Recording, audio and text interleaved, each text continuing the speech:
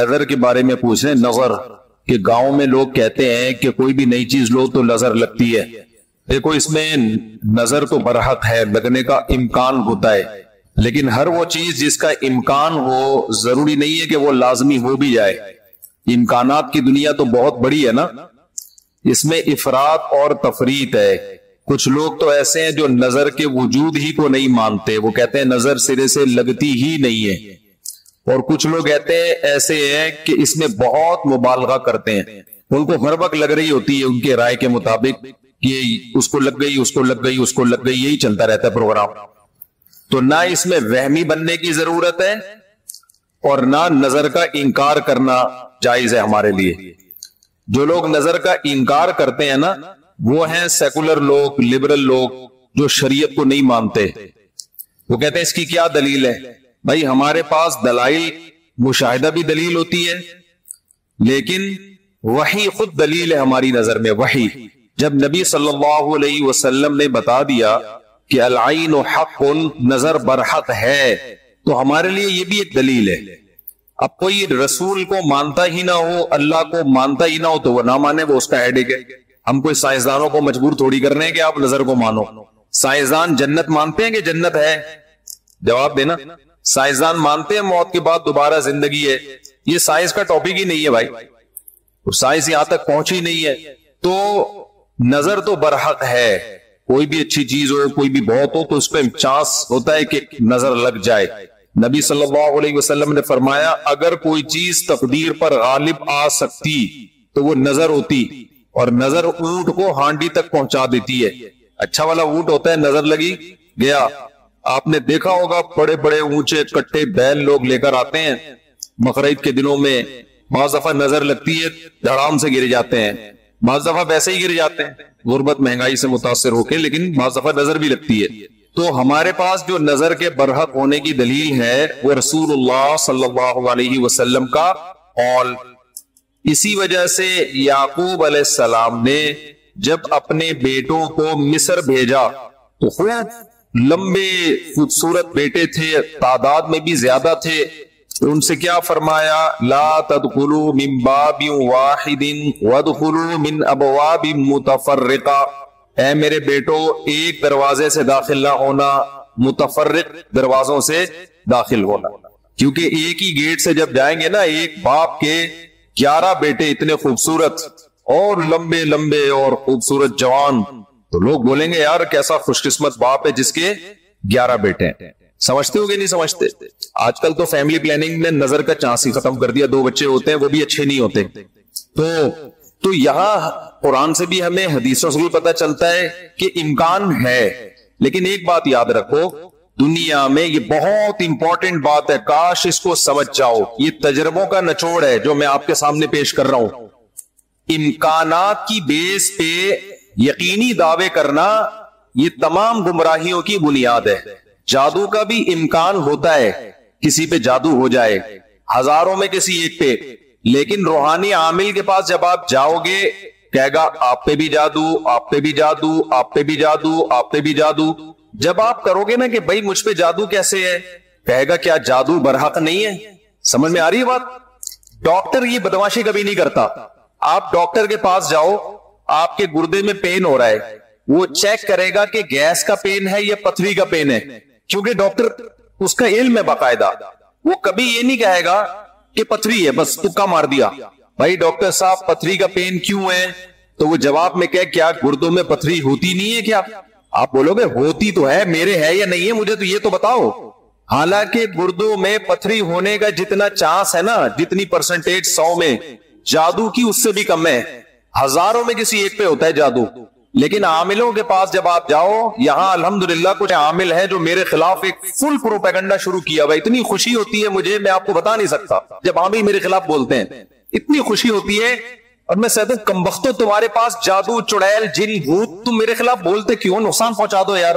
تو اس سے ان کا کمزور ہونا اور ثابت ہو جاتا ہے کہ یہ ان تلوں میں تیل نہیں ہے. خیر میں نظر کے موضوع کو مکمل کروں کیونکہ روحانی عاملوں کی بات آتی ہے تو مجھے ان کے خلاف بولنے میں ایسا خون بڑھتا ہے میرا، ایک دم جوش میں آ جاتا ہوں. ایسا لگتا ہے کچھ نہیں بھی کھایا ہو پاور آ جاتی ہے باڈی میں. ان کے خلاف بولنے میں مزہ بہت آتا ہے. صرف مسجد کا تقدس ہے. باہر آؤ تو اس طرح نہیں بولوں گا, انگلش میں بھی گالیاں دوں گا, پنجابی میں بھی, اردو میں بھی.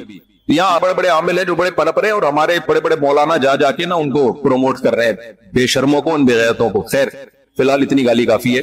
تو اچھا میں کیا کہہ رہا تھا یار, عاملوں کی ٹاپک آتا ہے تو اتنی خوشی ہوتی. جی ہاں, نظر کی بات کر رہا تھا میں.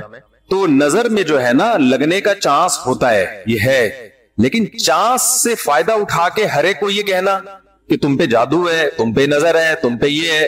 ڈاکٹر یہ کام نہیں کرتا.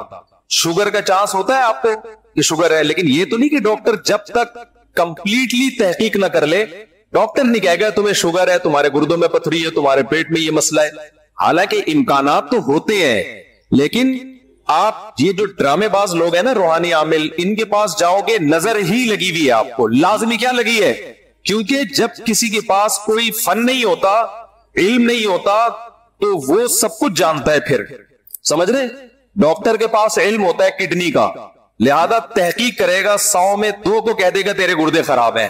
عاملوں کے پاس چونکہ جن چڑیل بھوت کا علم ہوتا ہی نہیں ہے, لہذا ہر ایک پر جن بھی ہے, چڑیل بھی ہے, اور بھوت بھی ہے, اور نظر بھی ہے, اور موکل بھی ہیں, اور ہمزاد بھی ہیں, اور پتہ نہیں کیا کیا ہے ڈرامے بازی. سمجھتے ہو, جب ان کو بولو کہ کیا دلیل ہے, تو بھائی امکانات کی دنیا میں امکان کہ فلانے پہ لگ گئی تھی, فلاں پہ لگ گئی تھی, تو خوب سمجھ لو امکانات کی بیس پہ یہ کہنا کہ ابھی دیکھو ایک مولانا صاحب کا کلپ آیا, انہوں نے کہا کہ نبی صلی اللہ علیہ وسلم نے فرمایا کہ ہر بیماری کی دوا اللہ نے رکھی ہے دنیا میں, یہ صحیح حدیث ہے. پھر انہوں نے ایک دوا بتائی کہ یہ شوگر کی بہترین دوا ہے. بھائی آپ ڈاکٹر ہو, آپ سائنٹسٹ ہو, کہہ رہے میں نے یہ کہیں سے نکالی ہے. ڈاکٹر کہہ رہے ہیں شوگر ایک اسٹیج پہ پہنچنے کے بعد لا علاج ہے, یہی کہتے ہیں نا ڈاکٹر. بھائی شوگر ایک اسٹیج پہ پہنچ جائے تو وہ کیا ہو جاتی ہے, اب ٹھیک نہیں ہو سکتی, کنٹرول کرنی پڑے گی, لبلبا ٹھیک نہیں ہوگا آپ کا. انہوں نے کہا کہ دیکھو ہر بیماری کی اللہ نے شفا پیدا کی ہے, تو یہ میڈیسن, یہ کوئی دیسی نسخہ ہے, یہ شوگر ٹھیک کر دے گا. اب دلیل کیا دے رہے ہیں, ہر بیماری کی اللہ نے دوا پیدا کی, یقیناً کی ہے, لیکن کیا وہ آپ کو معلوم ہے, کیا وہ دوا یہ ہے جو آپ پیش کر رہے ہیں, اس کی کیا دلیل ہے؟ بھائی بہت ساری دوائیں لوگوں کو معلوم نہیں ہے. تو اب یہ سمجھے کہ 2 انتہائی میں جلدی سے کمپلیٹ کروں اس موضوع کو, کہ نظر لگنے کا چانس ہوتا ہے, لیکن یہ نہیں ہے کہ جو بھی کوئی اچھی چیز ہوگی, کچھ بھی ہو جائے, اس کو نظر ہی لگی ہے. تو یہ فہم کی دنیا سے باہر نکلنا چاہیے. جو سیکولر لبرل لوگ ہیں جو نظر کا بالکل انکار کرتے ہیں, وہ کہتے ہیں فلاں فلاں پہ کیوں نظر نہیں لگی, وہ اتنے ہینڈسم, اتنے خوبصورت لوگ ہیں, فلاں کی آواز اتنی اچھی, ان پہ نظر کیوں نہیں لگی. تو اب اصول سمجھے, نظر لگنے کے لیے علماء نے قاعدہ ضابطہ بیان کیا ہے, جو چیزیں مشہور ہوتی ہے نا ان کو اکثر نظر نہیں لگتی. نظر ہمیشہ اچھمبے کی چیز کو, اچانک, جیسے میں لوگوں سے کہتا ہوں بھائی آپ انتہائی غریب تھے, سائیکل بھی نہیں تھی آپ کے پاس, اچانک آپ کے پاس بہت زیادہ پیسہ آ گیا, اور علاقہ بھی وہی ہے, رہتے اسی غریبوں کے محلے میں ہو, گندے نالے پہ رہتے ہو, سائیکل پہ تھے, اچانک لینڈ کروزر آ گئی آپ کے پاس. یہ جو اچانک والا کام ہوا ہے نا, اس میں نظر لگنے کا چانس ہوتا ہے. سمجھ میں آ رہی ہے بات؟ اب دیکھو یعقوب علیہ السلام کے بیٹے مصر میں ان کے ساتھ ہی رہتے تھے, سوری مصر میں نہیں, شام میں ساتھ رہتے تھے. وہاں یعقوب علیہ السلام نے نظر سے بچنے کا یہ والا اہتمام ہمارے علم میں نہیں ہے کہ بچوں کو کہو دروازے سے الگ الگ جایا کرو, ایک ہی دروازے سے. لیکن جب مصر جا رہے ہیں نا, اجنبی جگہ ہے, وہ لوگ یعقوب علیہ السلام کے بیٹوں سے مانوس نہیں ہے. وہاں یعقوب علیہ السلام نے کہا ایک نئی جگہ پہ جا رہے ہو, اچانک اتنے بیٹے جب لوگ دیکھیں گے نا خوبصورت, وہاں چانس ہے. تو اس سے پتہ چلتا ہے کہ اپنی نعمت کو آہستہ آہستہ ایکسپوز کرنا چاہیے. سمجھتے ہو کہ نہیں سمجھتے؟ آہستہ آہستہ کیا کرنا چاہیے, پہلے پہلی ہو پھر دوسری, استغفر اللہ, یعنی آہستہ آہستہ. ایک کنوارا آدمی جس کو کوئی رشتہ نہیں رہتا, اچانک 4 بیویاں لے کے گھوم رہا ہے, تو چانس ہوتا ہے اس کے نظر لگنے کا. اس لیے ایک دم سے نہیں, تھوڑا تھوڑا آہستہ آہستہ. پہلے پہلی ہوگی, دوسری میں کچھ پٹو گے, تھوڑی بےزتی ہوگی, تھوڑی عزت ہوگی, کچھ لڈو کچھ گالیاں مل جل کے, پھر تیسری. تو اس طرح کر کے چلانا, ٹھیک ہے. تو اچانک کوئی نعمت آتی ہے تو اس پہ نظر لگنے کا چانس ہوتا ہے.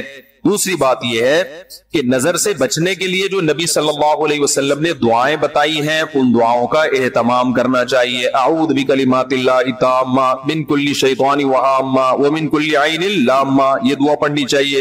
اور اپنی نعمت کا اظہار ان لوگوں کے سامنے کرنا چاہیے جو آپ سے محبت کرتے ہیں، وہ خوش ہوں گے۔ بعض دفعہ انسان دوسرے سے محبت کے دعوے کرتا ہے لیکن جیلس ہو جاتا ہے، وہ جب آپ اس کو بتاتے ہیں نا میرے پاس اتنا پیسہ، میری ارننگ اتنی ہو گئی، تو وہ اندر اندر سے جل رہا ہوتا ہے، تو حاسد کی نظر لگنے کا چانس زیادہ ہوتا ہے، سمجھتے ہو؟ تو اپنی نعمت ہر ایک کے سامنے نہیں بیان کرنی چاہیے۔ بعض دفعہ اپنی نظر بھی لگتی ہے انسان کو، تو خود پسندی میں، عجب میں مبتلا نہیں ہونا چاہیے۔ جب بھی کوئی نعمت ہو آدمی کیا کہے؟ اللہ کی دین ہے بھائی، میرا کمال نہیں ہے۔ کس کی دین ہے؟ یہ اللہ کی دین ہے۔ تو ان چیزوں کے اہتمام سے نظر کا چانس کم ہو جاتا ہے۔ باقی عاملوں کے پاس نہ نظر کا کوئی علاج ہے سوائے مسمرزم کے، دماغ کو کنٹرول کر کے کچھ الٹی سیدھی چیزیں آپ کی کھوپڑی میں ڈال دیتے ہیں، تو اس سے آپ سمجھتے ہو کہ میں ٹھیک ہو رہا ہوں، ٹھیک نہیں ہوتے۔ آپ مینٹلی تھوڑا سا کیا ہو جاتے ہو؟ مطمئن ہو جاتے ہو، اور ان کا اپنا دماغ بھی خراب ہوتا ہے، آپ کا بھی دماغ خراب کرتے ہیں، سمجھتے ہو؟ اچھا، میں جب عاملوں کے خلاف بولتا ہوں لوگ کہتے ہیں یہ 2 نمبر عاملوں کے خلاف ہے، بالکل غلط بات، میں 1 نمبر عاملوں کے خلاف، یہ ذہن میں رکھ۔ 2 نمبر کو تو میں لفٹ ہی نہیں کراتا، میں ان عاملوں کے خلاف ہوں جن کو علماء بزرگان دین سمجھتے ہیں کہ بہت بڑی پہنچی ہوئی چیز ہے یہ، میں ان کو 2 نمبر سمجھتا ہوں۔ یہ کخ بھی نہیں کر سکتے، سمجھتے ہو؟ یہ کچھ بھی نہیں کر سکتے، چاہے امریکہ میں ہو، چاہے جاپان میں ہو، چاہے پاکستان میں ہو، چاہے کراچی میں ہو، چاہے پنجاب میں ہو، سب ایک جیسے ہیں۔ تو اس لیے اپنے آپ کو بچاؤ ان فضول لوگوں سے۔ اچھا بھائی، حضرت محمد صلی اللہ علیہ وسلم پر جادو کے اثرات سے متعلق اہل سنت کا کیا عقیدہ ہے؟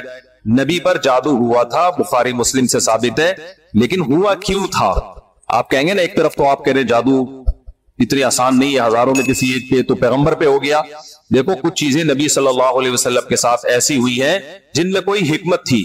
یہودی آپ کو جادوگر کہتے تھے، جادوگر جادوگر، اللہ نے تھوڑا سا اثر ہونے دیا تاکہ یہودیوں کو الزام لگانے کا موقع نہ ملے، جادوگروں پہ جادو کا اثر نہیں ہوتا، تو تھوڑا سا اثر اللہ نے ہونے دے دیا، اتنا اثر کہ آپ کبھی کبھار بھولنے لگے کچھ چیزیں، کچھ کام کیا ہوتا آپ کو یاد نہ ہوتا، اس سے زیادہ اثر نہیں ہوا آپ کے اوپر۔ اور یہ اثر اس لیے اللہ نے ڈالا تاکہ لوگوں کو یقین آ جائے آپ بشریت میں کامل ہیں اور آپ جادوگر نہیں ہیں۔ اصل مقصد یہ الزام کی نفی تھی۔ اگر یہ اتنا آسان ہوتا تو ابو بکر پہ کیوں نہیں ہو گیا میرے بھائی؟ حضرت عمر پہ کیوں نہیں ہو گیا؟ حضرت عثمان پہ کیوں نہیں ہو گیا؟ سیدنا علی پہ کیوں نہیں ہو گیا؟ یہ تو ایک تماشا بنا لیتے لوگ۔ فرعون کے موسیٰ علیہ السلام کے مقابلے میں جادوگر آئے ہیں۔ آپ لوگ کو آواز صحیح آ رہی ہے؟ گونج تو نہیں رہی ہے آواز؟ مجھے تو گونج رہی ہے آواز۔ بھائی موسیٰ علیہ السلام کے مقابلے میں جادوگر آئے، قرآن کہتا ہے یخیل الیہ من سحرہم انہا تسعی، جادوگروں نے دماغ کو ایسا کیپچر کیا ہے کہ دیکھنے میں ایسا لگا کہ یہ لاٹھیاں نہیں بلکہ سانپ ہے، حقیقت میں وہ لاٹھیاں سانپ نہیں بنی تھی، دماغ میں کچھ انہوں نے ایسا کیا ہے نا کہ یخیل، خیال پیدا ہوا کہ یہ لاٹھیاں نہیں بلکہ کیا ہے؟ سانپ۔ دیکھو انبیاء کے دماغ کو ایسے کیپچر نہیں کیا جا سکتا، لیکن اللہ نے یہاں ہونے دیا، موسیٰ علیہ السلام کو بھی ایسا لگا کہ یہ لاٹھیاں نہیں بلکہ کیا ہے؟ سانپ ہے۔ اس میں حکمت تھی نا تاکہ مقابلہ تو ہو۔ اب سوال پیدا ہوتا ہے جب موسیٰ علیہ السلام مقابلہ جیت گئے، فرعون نے دھمکی دی جادوگروں کو کہ تمہارے ہاتھ پاؤں کاٹ کے میں قتل کر دوں گا، تو جادوگر وہی رسیاں دوبارہ فرعون کی طرف پھینک دیتے کہ تو قتل کر کے دکھا ہمیں، کیا خیال ہے بھائی؟ یا فرعون پہ جادو کر دیتے؟ ہوا جادو فرعون پہ؟ بولتے کیوں نہیں؟ مجھے تو لگ رہا ہے آپ لوگ پہ ہو گیا۔ نہیں ہوا نا فرعون پہ جادو بھائی، جادوگر ہزاروں جادوگر تھے، سینکڑوں تو تھے ہی، انہوں نے سوچا کہ یار تو ہمیں دھمکی دے رہا ہے، انتر منتر کلی کلنتر ہو جا منتر چھو، یوں کرتے فرعون ٹیڑھا ہو جاتا، فرعون کی ساس کو کچھ چیزیں سکھا دیتے، کیا خیال ہے؟ جٹھانی فرعون کی زوجہ جو تھی حضرت آسیہ رضی اللہ عنہا، ان کو کہہ دیتے کہ تم اپنی ساس سے کچھ کروا دو یا جٹھانی سے، وغیرہ وغیرہ جو بھی ہے۔ تو ایسا نہیں ہوتا بھائی، فرعون نے دھمکی دی اور ہاتھ پاؤں کاٹ کے ان سب کو شہید کر دیا، کچھ بھی نہیں ہو سکتا، ایسا نہیں ہوتا۔ جادوگروں کو ایک ماحول چاہیے، اسی میں وہ سب کچھ کرتے ہیں، تو یہ ہم سے زیادہ کمزور ہوتے ہیں، ان سے ڈرنے کی بالکل ضرورت نہیں ہے۔ دنیا میں سب سے کم اگر ڈرو نا تو عاملوں سے اور جادوگروں سے سب سے کم ڈرا کرو، جیسے کہ پولیس والے ان سے بالکل بھی نہیں ڈرتے۔ اکثر آپ نے دیکھا ہوگا ریڈ پڑتی ہے نا پولیس والوں کی عاملوں کے پاس، تو پولیس والے جاتے ہیں، پولیس میں جو گٹکا کھانے والا ہے نا وہ اٹھا کے لے آتا ہے عامل کو، تھانے میں بند کر دیتا ہے، عامل اس کا کچھ بھی نہیں بگاڑ سکتا۔ سوچو جو عامل ایک گٹکا کھانے والے پولیس والے کے سامنے کچھ نہیں کر سکتا، وہ اس عامل کی پوری ٹیم کو اٹھا کے لاک اپ کر دیتے ہیں یہ لوگ، وہ سنگدل محبوب تمہارے قدموں میں کہاں سے لا سکتا ہے؟ وہ سنگدل محبوب تمہارے قدموں میں کہاں سے لا سکتا ہے؟ تو یہ دنیا کے سب سے کمزور سب سے ضعیف قوم روحانی عامل ہوتے ہیں، لیکن دماغ کا کھیل ہے سارا. لوگ ان سے ڈر رہے ہوتے ہیں. نہیں ڈرو تو آپ طاقتور سمجھتے ہو. آج مجھے ایسا لگ رہا ہے گلوکوز کی 3 بوتلیں چڑھا لی میں نے. اور عامل کے خلاف بولتا ہوں اتنی، کیونکہ عامل میرے خلاف بہت سرگرم ہو گئے آج کل. ابھی علماء کا ایک وفد گیا کسی عامل کے پاس، وہ وفد پہلے میرے پاس آیا، گپ شپ ہوئی، بیٹھے، میں نے ان کو رات کو کھانے کی دعوت دی. انہوں نے کسی سے ملنے جا رہے تھے، مجھے نہیں پتا کسی عامل کے پاس گئے. اس عامل نے میرے خلاف اتنا بولا کہ انہوں نے میری دعوت ہی کینسل کر دی کہ یار یہ مفتی صاحب تو 2 نمبر ہے معاذ اللہ. انہوں نے اپنی طرف سے اس عامل کی باتوں میں آ کے، تو جب انہوں نے کسی نے مجھے بتایا، میں نے کہا اچھا ہے اللہ نے تمہاری قسمت میں یہ عامل رکھے ہوئے ہیں، تم جیسے فضول لوگوں سے اللہ نے مجھے نجات دے دی تاکہ میرا کھانا تمیز والے عقل مند لوگ کھائیں. جو عاملوں سے متاثر ہو تو اس بیچارے کا مینٹل لیول کیا ہوگا آپ سوچو. میں نے کہا میں ایسے مولویوں کو بالکل بھی ضرورت نہیں ہے جن کا مینٹل لیول یہ ہے کہ چڑیل بھوت بگانے والوں سے متاثر ہو کے آتے ہیں. یہ تو مینٹل لیول ہے آپ کا. دلائل سے کی بجائے ان لوگوں سے متاثر ہوتے. اچھا بھائی مفتی صاحب ہم 6 بھائی ہیں، ہمارا ایک پلاٹ ہے 5 مرلے کا، وہ ہماری والدہ کے نام ہے جو کہ انتقال کر چکی ہیں. اس پلاٹ میں بہن بھائیوں کے درمیان حصہ کیا ہوگا؟ والدہ کا پلاٹ تھا تو 6 بہن بھائی ہیں. ابے بہنیں کتنی؟ اچھا 6 بہن بھائی ہیں تو مجھے کیا پتا بھائی کتنے بہنیں کتنی ہے. بھائی کا حصہ دگنا ہوتا ہے نا بہن کی نسبت. تو پہلے یہ بتاؤ گے تو کتنے بھائی کتنی بہنیں تو میں بتا سکتا ہوں. دوسرا والدہ کا انتقال ہو گیا تو اگر والد کا پہلے انتقال ہوا تھا تو والد کا حصہ نہیں ہے اس میں. اور پھر والدہ کے والدین حیات ہیں یا نہیں ہے یہ ساری ڈیٹیل پتہ چلے گی تو بتا سکتا ہوں. تو استاد جی اگر بندے کو پتا ہو کہ میں اپنے بچے کو چھوٹے بچے کو کسی خاتون کا دودھ پلا رہا ہوں تو کیا صورت میں مارکیٹ سے خرید کے پلانا جائز ہے؟ بھائی اس کو پروموٹ ہی نہیں کرنا چاہیے مارکیٹ سے دودھ خریدنے کو. اس میں کس قدر شک پیدا ہو جائے گا، ہمیں کیا پتا کہ ڈبے میں کس کا دودھ ہے. یہ بہت بڑے مسائل ہیں، اس چیز کو پروموٹ نہ کریں. یہ انسان ہے، کوئی گائے بھینسے نہیں ہے کہ ان کا دودھ اس طرح سے ڈبوں میں بکنا شروع ہو گیا. اور کچھ چیزیں ہمارے ہاں پہلے سے فرض کر لی جاتی ہیں. اب یہ فرض کر لیا گیا کہ بچے اتنے پیدا ہو رہے ہیں، خوراک کے ذخیرے ختم ہو رہے ہیں، اس لیے پیکنگ کا دودھ ہمیں چاہیے. ماؤں کی پیکنگ کا دودھ، ماؤں کے یہ دودھ کی پیکنگ، سوری ایسا نہیں ماں پیک کر کے اس کا دودھ، ماں کے دودھ کی پیکنگ. تو کچھ چیزیں فرض کر لی گئی ہیں تو وہ خامخواہ میں فرض کر لی گئی ہیں. تو غیر مسلم کا تو کوئی اخلاقی اصول اور آداب ہے ہی نہیں. وہ تو جب چاہے گا جو چاہے کر لے گا. اس کی میں آپ کو ایک آسان مثال دوں. کراچی میں سمندر میں اتنی فش پیدا ہوتی ہے کہ ہم جب بھی فشری گئے ہیں یہ مچھلی کھانے کا ہم نے ارادہ کیا ہے، انتہائی سستے داموں بہت بڑی بڑی مچھلی کی لاٹ ہم اٹھا کے لے آتے ہیں. ایسا ہے کہ نہیں ہے؟ لیکن جو کاروباری لوگ ہیں نا، سرمایہ دار لوگ، انہوں نے کہا آپ کا پروفٹ اور زیادہ ہونا چاہیے تو مچھلیوں کی فارمنگ شروع کر دی انہوں نے. ہمارے سامنے یہ کام ہوا ہے. مچھلیوں کا قحط کبھی بھی نہیں پڑا کراچی میں، مچھلی اور بہت سستے ریٹ پہ. لیکن تاجر نے کیا کیا کہ اور کم خرچے میں زیادہ پروڈکٹ کیسے، تو فشنگ کی فارمنگ شروع ہو گئی. ایسا ہوتا ہے کہ نہیں ہوتا؟ اب جب فارمنگ ہو رہی ہے تو اب لوگ آہستہ آہستہ کس پہ آ رہے ہیں؟ فارمنگ پر. وہ جو مچھیرا جاتا تھا سمندر میں اتنا لمبا چوڑا چکر لگا کے، اس نے کہا ابے ادھر سے خرید کے ادھر بیچو، بہت سستے میں ٹھیک ٹھاک پروفٹ ہے. اب جب آہستہ آہستہ تاجر لوگ اس فارمی مچھلی پہ آ جائیں گے تو سمندر میں مچھلی نکالنا کم، پھر لوگوں کے ذہن پہ ایک بھوت سوار ہو جائے گا، ایک پروپیگنڈا ہوگا کہ یار آبادی اصل میں اتنی بڑھ گئی ہے کہ اب سمندر کی مچھلی ہمارے لیے کافی نہیں ہے. تو کچھ چیزیں ایسی ہیں جو ہم پہلے خود بخود فرض کرتے ہیں، ان فرضی چیزوں کی بیس پہ ہم کام شروع کرتے ہیں، پھر ہم اس پہ ڈیپینڈ کرنا شروع کر دیتے ہیں. پھر ہم کہتے ہیں یار اگر یہ فارمی مچھلی بند ہو جائے تو اتنی آبادی کو کون مچھلی کھلائے گا، حالانکہ اب تک سمندر کھلا رہا تھا. صحیح ہے نا؟ تو یہ سرمایہ دار کی ہوس ہوتی ہے. تو اسی طرح اب تک جتنے بچے پیدا ہو رہے ہیں وافر مقدار میں ماؤں کا دودھ ان کو مل رہا ہے، جن کو ماں کا نہیں ملتا بازار میں ڈبے کا مل جاتا ہے. ایسا کوئی ہمارے ملک میں قحط نہیں پڑا ہے. لیکن ایک چیز کو فرضی طور پہ کر کے وہ ڈبوں کا ماؤں کا دودھ بھی جو ہے نا وہ پیک ہونا چاہیے، یہ ہونا، تو آہستہ آہستہ لوگ اس پہ ڈیپینڈ کرنا شروع کر دیں گے. تو نتیجہ یہی نکلے گا کہ لوگ کہیں گے یار دیکھو اگر اتنی آبادی ہے، اگر یہ نہ ہوتا. بھائی آبادی جو ہوتی ہے نا، بچے ایک دم آسمان سے تھوڑی گرتے ہیں، ماں جنتی ہے نا بچے کو. تو قدرت نے ایک سسٹم لگایا ہوا ہے کہ جب بھی بچہ پیدا ہوگا ماں کی چھاتیوں میں دودھ پیدا ہوگا. 100 میں کوئی 1-2 ہے جن کے نہیں ہوتا، 1-2 کے تو پھر دائی پلا دے ان کے اور آلٹرنیٹ موجود ہیں. تو غیر مسلموں کے لیے نسب کی حفاظت کی کوئی ویلیو نہیں ہے. ہماری نظر میں بھائی نسب یا رشتہ، خونی رشتہ، اس کی حفاظت بہت ضروری ہے. اس لیے اس چیز کو ہم اس کی حوصلہ شکنی کرتے ہیں، اس کی حوصلہ افزائی ٹھیک نہیں ہے. اگر کسی مسجد میں 5 وقت کی نماز جماعت کے ساتھ نہیں ہوتی تو ایسی مسجد میں جمعہ کی نماز ہوتی ہے. لیکن جمعے کی نماز کے لیے یہ ضروری ہے کہ شہر ہو. شہروں میں نماز ہوتی ہے جمعے کی، گاؤں میں نہیں ہوتی. باقی مسجد ضروری نہیں ہے اس کے لیے. بے شک 5 وقت کی نمازیں نہ ہوتی ہیں تو بھی جمعے کی نماز ہو سکتی ہے. عقیقہ بکری کے علاوہ بڑے جانور میں قربانی کی عقیقہ کر سکتے ہیں. بقرعید کے جانور میں آپ قربانی کے حصے کے ساتھ ساتھ عقیقے کا حصہ بھی ڈال سکتے ہیں. کیا غیر مسلم کی ابھی لکھی ہے لوگوں نے سوال اتنی جلدی کیا غیر مسلم کی دینی کتاب میں پڑھنا ٹھیک ہے؟ ان کے معبود جن کو پوچھتے ہیں غلط ثابت کرنے کے لیے کوئی تحقیق کرنے کی نیت سے پڑھے تو ٹھیک ہے، نارملی جائز نہیں ہے. نبی صلی اللہ علیہ وسلم نے حضرت عمر کو تورات پڑھنے سے منع کیا تھا. تو اگر کسی نے تحقیق کرنی ہو جیسے ڈاکٹر ذاکر نائک یا اس ٹائپ کے جو بھی لوگ ہیں تو ان کے لیے تو صرف ٹھیک نہیں ہے بلکہ ضروری ہے. اچھا بھائی، ایک آدمی نے قسم کھائی اگر میں نے اس گاڑی کو اسٹارٹ کیا تو میں نبی کا امتی نہیں ہوں. پھر اس نے گاڑی اسٹارٹ کر کے چلا دی تو قسم کا کفارہ دینا پڑے گا اس کو. اور یہ ایسی فضول قسمیں نہیں اٹھایا کرے. اپنا کوئی پوشیدہ گناہ کسی شیخ پر ظاہر کرے یا اللہ تعالیٰ سے معافی مانگے. اگر ایک دفعہ گناہ ہوا ہے تو شیخ کو نہ بتائے، چھپ کے اللہ سے توبہ کر کے اس کو بھول جائے بس. دوبارہ ہو گیا تو بھی شیخ کو نہ بتائے. تیسری دفعہ ہو گیا اس کا مطلب اب لت پڑ گئی ہے. آپ اس کو چاہیے کہ شیخ کو بتائے بھائی مجھ سے بار بار ایک گناہ ہو رہا ہے، کیونکہ بہت زیادہ پھر ہونے کے بعد لت پڑ جاتی ہے، پھر چھوٹتا نہیں ہے.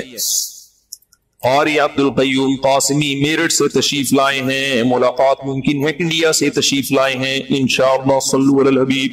نکاح کے بعد اور رخصتی سے پہلے بیوی سے بات کرنا شریک کے بعد جائز ہے، کے بعد میں تجربات کیا ہو سکتے ہیں؟ جن لوگوں نے نکاح کے بعد رخصتی سے پہلے یا نکاح سے پہلے، جب بھی آپ رخصتی سے پہلے کسی سے فری ہو گئے تو سمجھو رخصتی کے بعد 99% چانس ہے اس رشتے کا بیڑا غرق ہوگا. نہیں ہے بات سمجھ میں؟ کسی سے منگنی ہو گئی یا نکاح ہو گیا، فری مت ہو. یہ بزرگوں کے تجربے ہیں. ویسے بزرگ یہ کام کرتے نہیں ہیں لیکن ایک تجربے ان کے بہرحال لوگوں کو دیکھ دیکھ کے بہت ہے کہ کسی بھی لڑکی سے آپ رخصتی سے پہلے فری ہو گئے یا نکاح سے پہلے فری ہو گئے، جتنا فری ہوں گے شادی کے بعد اتنا نہیں فری ہوں گے. یہ رشتہ ٹوٹنے کا چانس اتنا زیادہ بڑھ جائے. اس لیے رخصتی کے بعد ہی فری ہوا کرو بیگم سے. اور سلام کیا حال ہے بیگم، سب سیٹ چل رہا ہے مارکیٹ میں، یہ سب رخصتی کے بعد، پہلے نہیں ہو. کلیت الشریعہ کا فلور آپ کی قدم بوسی کے لیے منتظر ہے لیکن آپ نہیں آ رہے. خصوصاً کلیہ کا گھنٹہ ہے بھائی، انشاءاللہ آئیں گے. حسد اور بغض سے کیسے بچے، اس میں کیا فرق ہے؟ حسد اور بغض یہ انسان میں ہوتا ہے. بغض بھی پیدا ہو جاتا ہے کسی سے، ذاتی نفرت، اور حسد بھی. تو حسد کا علاج تو یہ ہے، یہ سوچنا چاہیے بھائی میرے جلنے سے اس کا ہوگا کچھ بھی نہیں، میں ہی جل کے کالا ہو جاؤں گا، اس کا کوئی نقصان نہیں. نمبر 2، اللہ کی تقدیر. جو آدمی کسی کی نعمت کو دیکھ کے حسد کرتا ہے اس کا مطلب وہ اللہ کی تقدیر پہ اعتراض. یہودی جو نبی پر ایمان نہیں لاتے تھے حسد اور جیلسی کی وجہ سے کہ قریشیوں میں عربیوں میں نبی کیوں آ گیا، نبی تو ہماری نسلوں میں آیا کرتے تھے، ہم ان کو کیوں مانے؟ تو اللہ نے کیا فرمایا؟ اہم یقسمون رحمت ربک. بھائی میں فیصلہ کروں گا کس کو نبوت ملنی ہے کس کو نہیں ملنی. پھر اللہ نے مثال دی دولت کی کہ دولت تمہاری مرضی پہ میں لوگوں کو نہیں دیتا. تم سمجھتے ہو کہ اس کے پاس دولت نہیں ہونی چاہیے، میں دے دیتا ہوں بہت زیادہ. تم کہتے ہو فلاں کے پاس ہونی چاہیے، اس کے پاس کھانے کو روٹی بھی نہیں ہوتی. تو جب دولت جو کم درجے کی چیز ہے وہ میری مرضی پہ ملتی ہے تو نبوت تو بہت اعلیٰ چیز ہے، وہ تمہارے مشورے پہ تھوڑی کسی کو ملے گی. تو جس آدمی کو کسی میں نعمت دیکھ کے جلن پیدا ہوتی ہے وہ اصل میں اعتراض کس پہ کر رہا ہوتا ہے؟ اللہ. کہ اللہ مجھ سے مشورہ لے لینا چاہیے تھا معاذ اللہ کہ اس کو یہ نعمت ملنی چاہیے کہ نہیں. جس کو جو نعمت مل گئی، شہرت ہے، خوبصورتی ہے، دولت ہے، علم ہے، عزت ہے، کچھ بھی ہے، تو آپ بولو بھائی کس کی دین ہے؟ اللہ کی دین. یہ کتنی باتیں ہو گئی؟ 2 باتیں. تیسری بات یہ سوچ لینا چاہیے بھائی یہ عزت ہے، دولت ہے، شہرت ہے عارضی.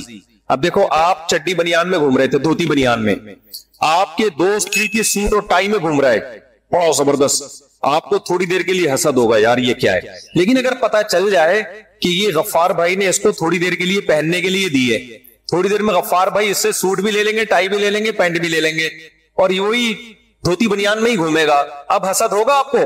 نہیں ہوگا نا. ابے بیگ میں بھی لے لی ہے، تھوڑی دیر کے لیے کسی نے دیا ہوا ہے. تو یہ سوچا کرو غریب آدمی کو چاہیے یہ سوچا کرے جس کے پاس دولت ہے ابے تھوڑے دن کی کہانی ہے، یہ بھی پھٹے پہ لیٹا ہوا ہوگا، ہم بھی پھٹے پہ لیٹے ہوئے ہوں گے, یہ بھی قبر کے اندر ہوگا, ہم بھی قبر کے اندر. جتنے کیڑے ہماری لاش میں, اس پہ کم وقت پہ اس سے زیادہ ہی کیڑے ہوں گے, کم نہیں ہوں گے, کیونکہ زیادہ کھایا ہے اس نے. دولت مند آدمی جو پھوڑتا پھاڑتا ہے نا پیزے ویزے بہت, تو اس میں کیڑے جلدی بھی آتے ہیں اور زیادہ بھی, کیڑے زیادہ انجوائے کرتے ہیں پیزے والے کی لاش کو. غریب کے پاس پیزے کے پیسے نہیں ہوتے. تو اس لیے یہ سوچ کے صبر کیا کرو بھائی کہاں پہنچ جائے, اتنی عزت کی بلندیوں پر, شہرت کی بلندیوں پر, دولت کی بلندی پر. آج لیٹنا پھٹے پہ ہی ہے, غسل کے, جہاں غسل دیا جائے گا, اور پھر قبرستان کے اندر. تو تھوڑے دن کی نعمتیں کسی کو مل گئی, اس پہ جیلسی, یہ کیوں ہوتا ہے, اپنی بے وقوفی کی بات سمجھتے. اور ایک اور علاج اس کا یہ ہے کہ جس سے حسد ہونا اس کے لیے دعا کیا کرو, اے اللہ اس کو اور دے. تکلیف تو بہت ہوگی یہ دعا مانگتے ہوئے, بہت غصہ آئے گا کہ یار میں پہلے ہی کہہ رہا ہوں اس کو اتنی بڑی گاڑی مل گئی, میرے پاس رکشا ہے, ریڑھی ہے, یہ میرا دوست تھا اور آج گاڑیوں میں گھوم رہا ہے. تو دعا کیا کرو اے اللہ اس کو اس جیسی ایک اور گاڑی اور دے.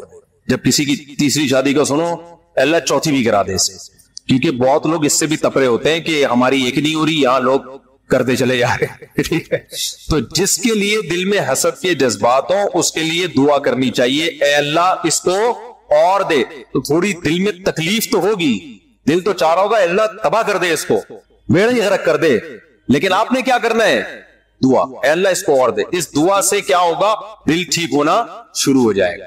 کہتے ہیں کہ آئینہ بنتا ہے رگڑے لاکھ جب کھاتا ہے دل, کچھ نہ پوچھو دل بڑی مشکل سے بن پاتا. دل بھی جب رگڑے لگتے ہیں تو چمکتا ہے, تو رگڑے لگے.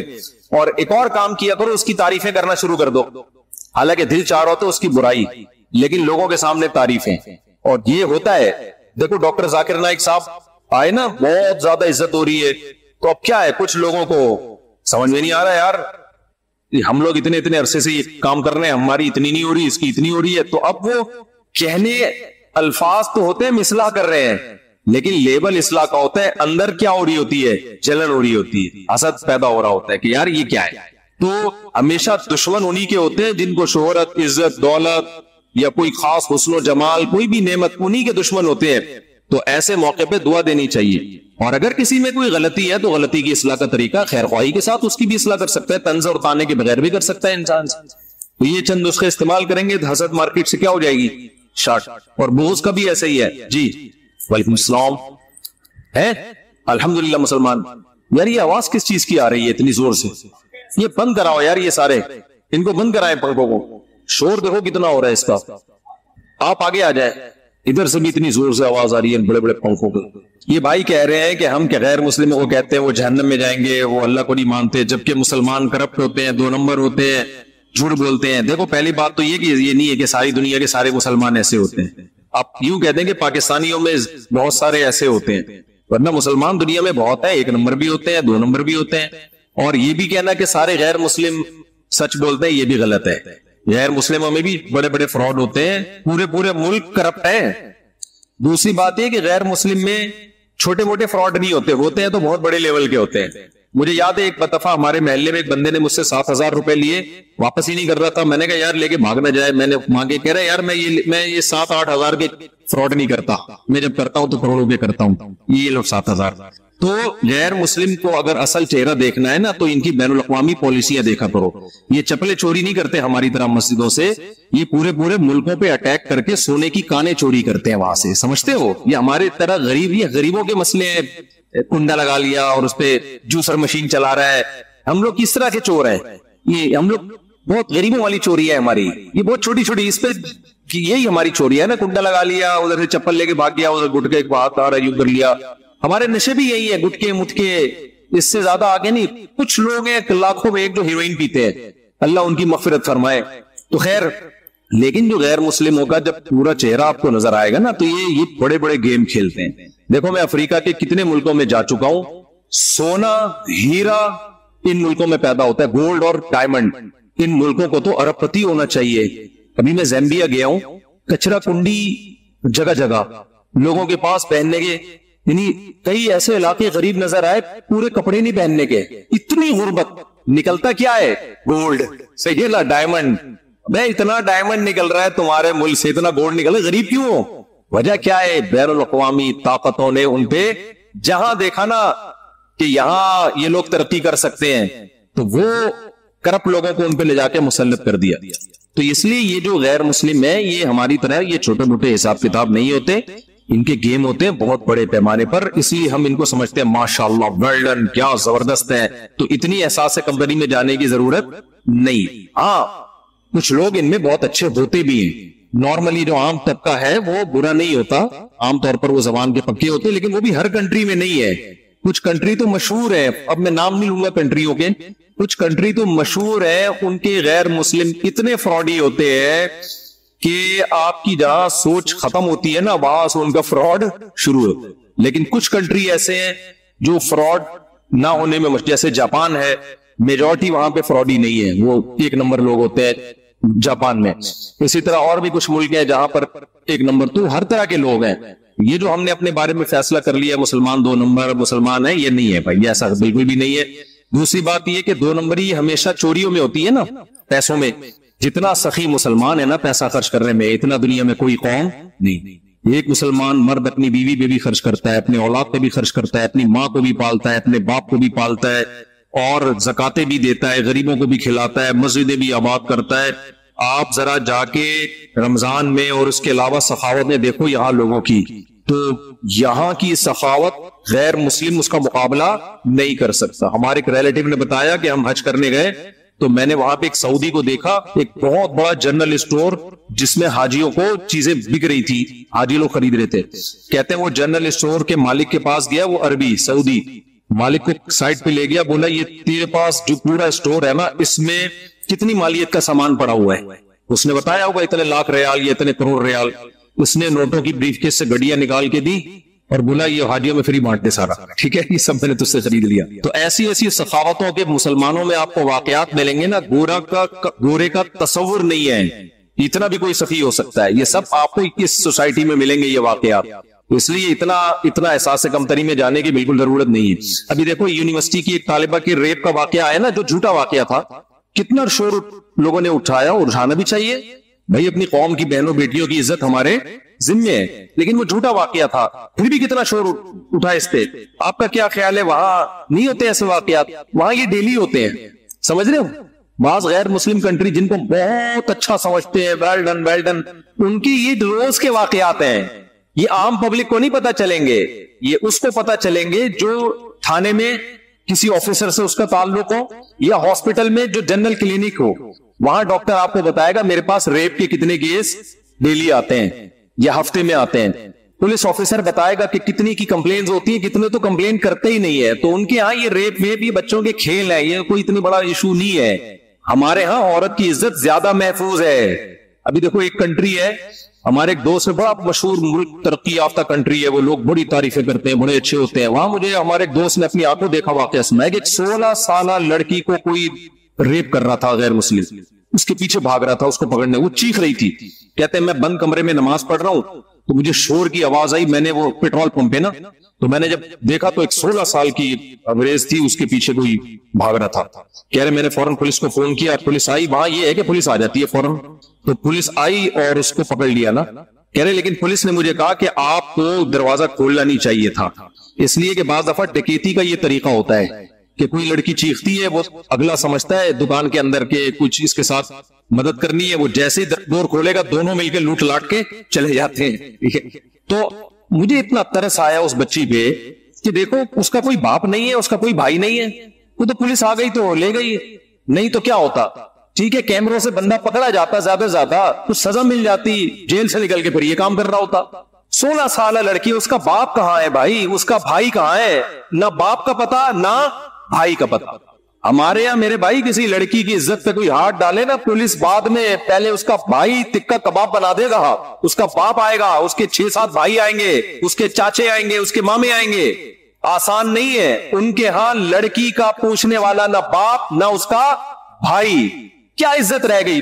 پولیس ہے جس پہ اعتماد کرنا ہے، تو بھائی کوئی عزت نہیں ہے سوسائٹی میں جس کی آپ گیت گاتے ہو نا، ماشاءاللہ ماشاءاللہ زبردست، گورا بہت اچھا، بھائی کیا اچھا ہے یار؟ ہمارے ہاں عورتیں زیادہ محفوظ ہے، کچھ واقعات ہوتے ہیں جو غلط ہوتے ہیں، وہ بھی نہیں ہونے چاہیے، لیکن اتنا برا نہیں ہے جتنا ان کے ہاں عورت بیچاری بدحال ہے، کوئی حیثیت نہیں ہے اس کی۔ بس ان کی چند تعلیم کے اداروں میں ہم فارغ ہونے والی لڑکیوں کو دیکھ لیتے ہیں، ماشاءاللہ وہ ڈاکٹر، یہ انجینئر، اور ہماری گھر میں اسلام کہتا ہے گھر میں اپنے شوہر اور بچوں کی خدمت کر لے، یہ زیادہ عزت والی بات ہے، یہ زیادہ اچھی بات ہے، تو اس لیے اتنا زیادہ نہیں ہو۔ باقی گناہ میں جو دیکھو آپ نے کہا کہ ایماندار اور کفر، گناہ میں کوانٹیٹی نہیں دیکھی جاتی، کوالٹی دیکھی جاتی ہے۔ اللہ کہتے ہیں میرا انکار یا میرے ساتھ شرک، یہ گناہ تو ایک ہے لیکن وزنی بہت ہے، یہ ساری نیکیوں کو کھا جائے گا۔ اس لیے اللہ کی نظر میں سب سے بڑی نیکی ایمان ہے، باقی سب چیزیں اس کے بعد ہیں۔ اچھا میرے بھائی، حسد اور بزدلی کبیرہ گناہ میں مبتلا ہو اور اس کی بات توبہ کر لے تو کیا اس کے لیے گناہوں کا عذاب دنیا میں آیا ہو معاف ہوگا یا نہیں ہوگا؟ توبہ پر ہے، کتنی تگڑی توبہ کی ہے۔ اگر اسے پکے سچی توبہ کر لی، خوب گڑگڑایا، اللہ کے سامنے معافی مانگ لی، تو اس کا دنیا کا اثر بھی اللہ ختم کر دیتے ہیں اور آخرت کا اثر بھی ختم کر دیتے ہیں۔ یعنی دنیا میں جو نحوست آنی تھی اس کے اوپر اللہ اس کو بھی ختم کر دیتے ہیں۔ اس کو توبہ پر ہے، اس لیے پکی ڈھکی توبہ کرنی چاہیے۔